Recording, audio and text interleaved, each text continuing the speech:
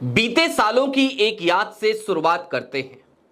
याद कीजिए, आप अपने घरों में बैठे थे, रात के 8 बजे का वक्त हो रहा था और फिर देश के प्रधान सेवक, देश के प्रधान चौकीदार, जिन्हें मैं प्रचार मंत्री कहता हूं, जो देश के प्रधानमंत्री हैं यानी कि नरेंद्र मोदी जी, वो हमारी और आपकी टेलीविजन स्क्रीन पर नुमाइंदार होते हैं। उसके बाद वो बताते हैं कि हमारे घरों में, हमारे बटुओं में रखा हुआ पैसा अब किसी काम का नहीं है। 500 और 1000 के नोट अब किसी काम के नहीं हैं। ये स्थिति क्या थी? कहा जा सकता है एक आर्थिक इमरजेंसी। याद कीजिए वो दिन भी जब कोविड आया और फिर कोविड से निपटने की प्रक्रिया में हमें थाली चम्मच लेकर हमारी बालकनियों में खड़ा कर दिया गया। यह स्थिति क्या थी?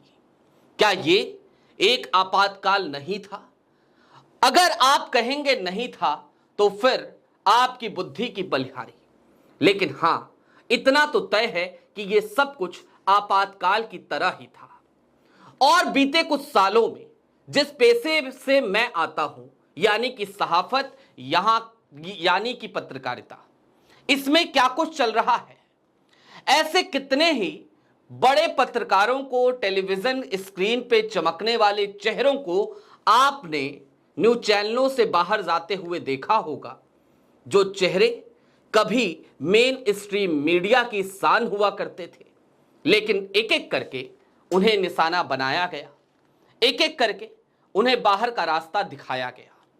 कभी कोई विज्ञापन प्रदाता अड़ जाता और कहता कि अमुक व्यक्ति ने भला मुझसे सवाल कैसे कर लिया, तो कभी अगर कंपनी का जो मालिकान है, कंपनी के जो मालिक हैं, कंपनी की जो मैनेजमेंट है, वो यदि स्ट्रेंथ के साथ किसी पत्रकार के साथ खड़ी है तो फिर उस कंपनी पर ही कब्जा कर लिया गया। ये सब हमने हालिया दिनों में देखा है। लिहाजा आज बात आपातकाल की, और आज बात घोषित आपातकाल बनाम अघोषित आपातकाल की। नमस्कार, मैं स्वप्निल और आप मुद्दा देख रहे हैं। मुद्दा इन दिनों हमारे बीच नहीं है, वो मुद्दा जो 2.5 साल से आपके और हमारे बीच में संवाद का एक जरिया था। एक एक करके आप सब जुड़े थे। उस चैनल का छिन जाना भी आज की तारीख में मुझे आपातकाल का ही एहसास दिलाता है।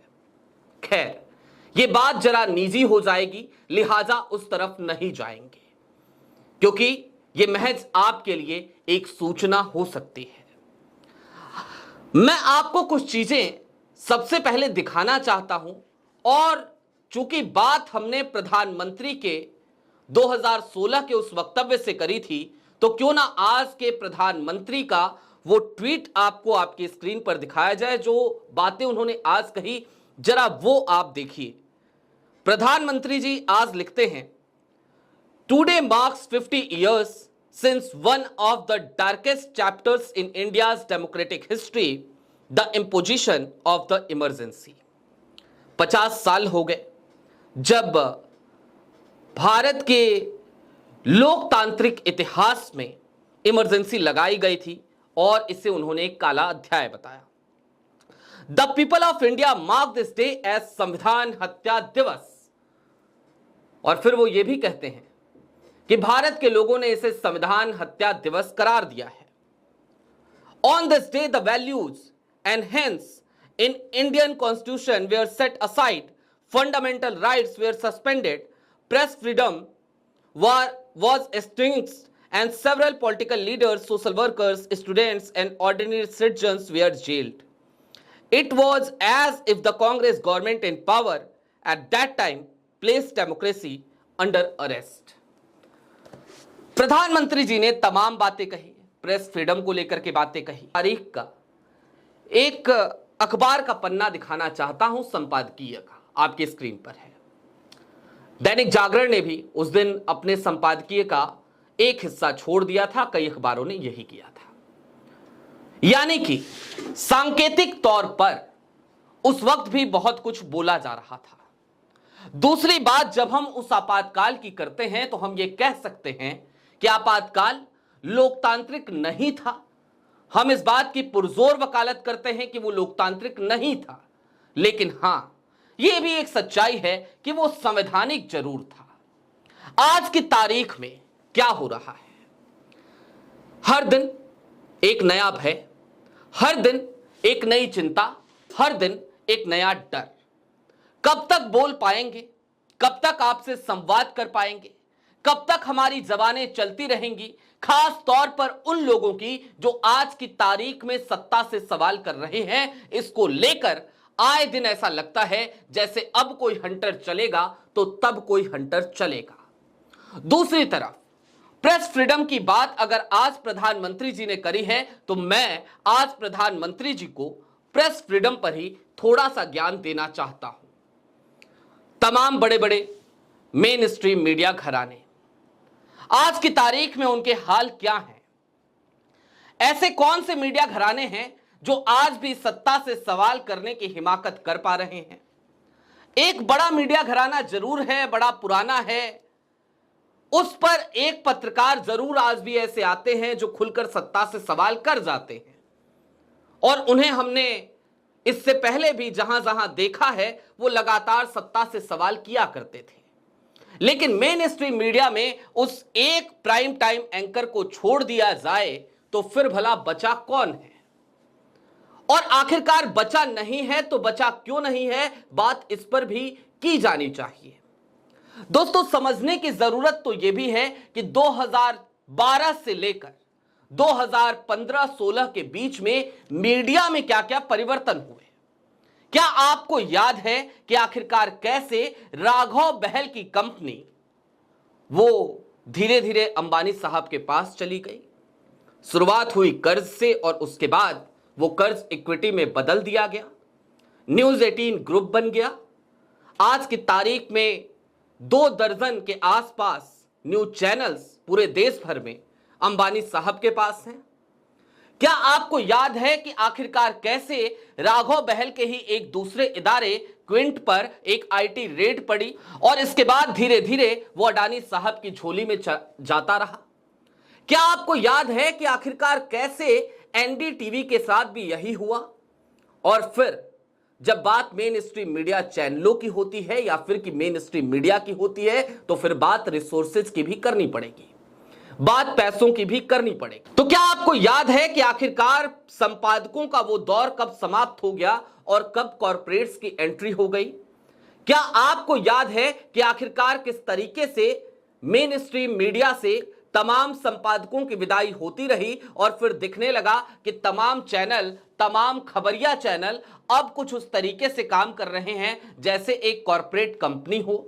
और क्या आपको याद है कि इस देश के एक बड़े संपादक जो मेरे भी संपादक रहे, उन्होंने तो एक खुले मंच पर भी यह कह दिया था कि today if we are talking about journalism then we are not going to talk about a mission और passion, we are going to talk about a industry, we are going to talk about a business industry. तो जाहिर सी बात है धीरे धीरे media समाप्त होती गई, बिजनेस इंडस्ट्री में तब्दील होती गई, और बिजनेस इंडस्ट्री में तब्दील होने के पीछे भी हमें तो आपातकाल ही नजर आता है। आप भी अपने आसपास में देखिए, ना जाने ऐसे कितने ही उदाहरण आपको अघोषित आपातकाल के दिख जाएंगे। नोटबंदी से लेकर किसान आंदोलन तक, कृषि कानूनों तक हमने बहुत कुछ देखा है बीते कुछ समय में। लेकिन हां, एक सवाल बड़ा लाजमी सा है, 50 साल पहले क्या हुआ था? यह बात आज की सरकार हमेशा करती है। 50 साल बाद यह सरकार क्या करेगी, इसका भी दावा, इसका भी डंका आज की सरकार खूब पीटती है। लेकिन वर्तमान समय में बीते कुछ सालों में इस सरकार ने क्या किया, यह पूछने पर ऐसा लगता है जैसे चिड़िया के उड़ते हुए पंख गिनने को कह दिया गया हो। और आने वाले 5 महीनों में इस सरकार का रोड मैप क्या होगा, यह भी बताने को यह सरकार तैयार नहीं होती। लिहाजा यह सवाल खुद से कीजिए 50 साल पहले क्या हुआ था और 50 साल बाद क्या होगा, ये आपके लिए ज्यादा जरूरी है या फिर कि ज्यादा जरूरी ये है कि वर्तमान समय में आपके साथ क्या हो रहा है, बीते 5 सालों 10 सालों में आपके साथ क्या हुआ और आने वाले 5 महीनों में आपके साथ क्या होगा। यदि आपके लिए जरूरी आपका वर्तमान है तो यकीन मानिए फिर आप इमरजेंसी को कोसना भी बंद कर देंगे।